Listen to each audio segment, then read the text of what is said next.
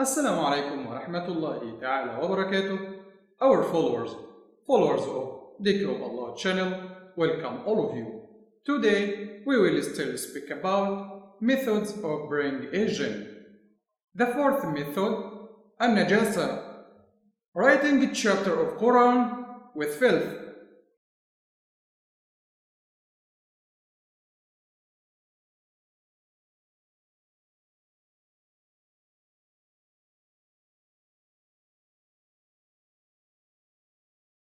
The Sihr writes a verse of the Quran with menses discharge or other filthy fluids, recites his polytheistic incantation. As a result, a jinn appears, then the Sihr orders him to obey his orders. There is no gainsaying the explicit disbelief in this method because ridiculing a chapter or even a verse of the Quran is a form of disbelief, let alone writing it with filth. The fifth method, at-tankis, anagrammatizing words of the Quran. The Sihr, may Allah's curse be upon him, rewrites the words of one of the chapters of the Quran backwards while reciting his incantation. Then the jinn appears and the Sihr orders him to do what he wants.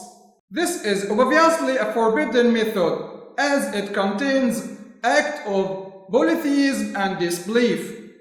The sixth method, at-tanjim, communicating with a certain star.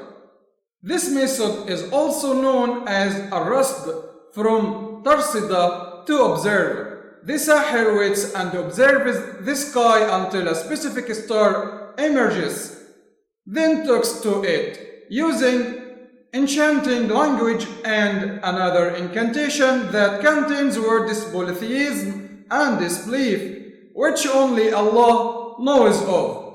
He then performs some movements which he claims make the spirit of that star descend, but this in effect an act of worshipping that star instead of worshipping Allah. The Sihr may not be aware of his action, but this is an act of worshipping and extolling other than Allah. As a result of this worship, the demons execute the Sihr's orders. However, the Sihr believes it is a star which helps him, which is falsely accused, is not even aware of what is happening. The sorcerers claim that this type of Sihr cannot be resolved unless the star reappears.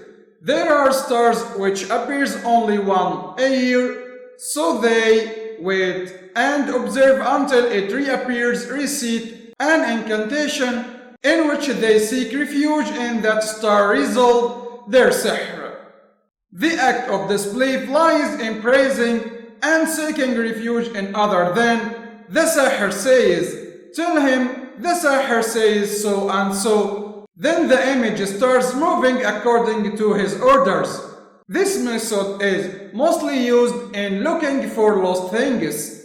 Again, there is no gainsaying the acts of polytheism and disbelief, and all strange incantation involved in this method.